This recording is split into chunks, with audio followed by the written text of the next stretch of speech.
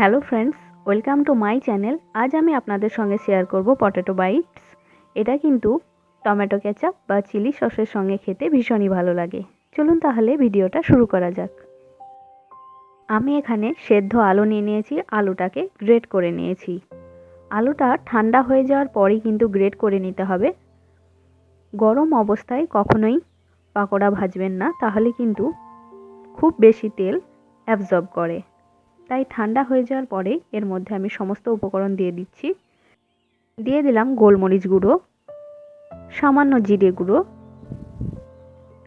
1 চামচ আমচুর পাউডার, দিয়ে দিলাম চিলি ফ্লেক্স, রসুন বাটা দিলাম। রসুন বাটা আপনারা না চাইলে নাও দিতে পারেন। আর এখানে দিয়ে দিলাম চিজটা কিন্তু অবশ্যই দিতে হবে। বাইন্ডিংয়ের জন্য দিয়ে দিচ্ছি ময়দার পরিবর্তে আপনারা এখানে কর্নফ্লাওয়ার বা বেসনও ইউজ করতে পারেন। এবার খুব ভালো করে মিক্স করে নিচ্ছি। এইভাবেই হাত দিয়ে খুব ভালো করে মিক্স করে নিতে হবে। সব শেষে দিয়ে দিলাম লবণ। আবারও খুব ভালো করে মেখে নিয়েছি। দেখুন একটা ডো তৈরি হয়ে গেছে।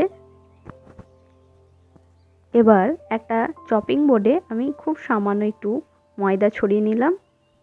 এবার ডোটাকে 4টে ভাগে ডিভাইড করে নেব। এরকম হাত দিয়ে একটু লম্বা করে নিলাম। এবার ছুরির সাহায্যে ভাগ করে নিয়েছি। দেখুন একটা ডো নিয়ে আমি এরকম লম্বা করে নিয়েছি হাত দিয়ে। এবার আবারও ছুরির সাহায্যে ছোট ছোট করে কেটে নিচ্ছি।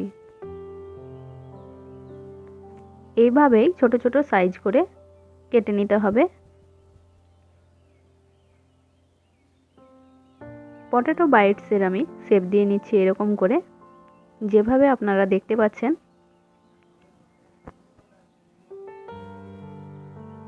এইভাবেই সমস্ত বাইটস আমি তৈরি করে নেব।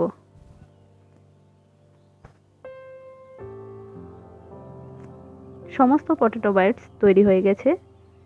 গ্যাসে একটা কড়াই বসিয়ে এর মধ্যে তেল দিয়ে দিলাম। তেলটা হাই ফ্লেমে গরম করে নিয়েছি। এবার পটেটো বাইটস খুব ভালো করে গোল্ডেন ব্রাউন করে ভেজে নেব।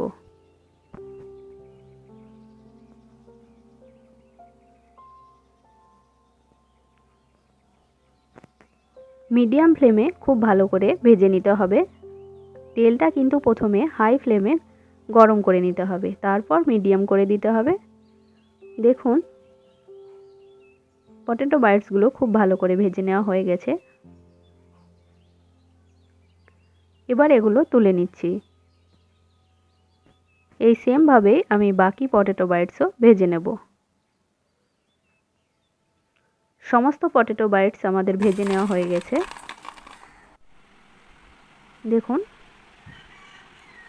আমার আজকের ভিডিওটি যদি আপনাদের ভালো লাগে তাহলে অবশ্যই একটি লাইক করবেন, শেয়ার করবেন এবং আমার চ্যানেলটি সাবস্ক্রাইব করবেন। ভালো থাকবেন, টাটা।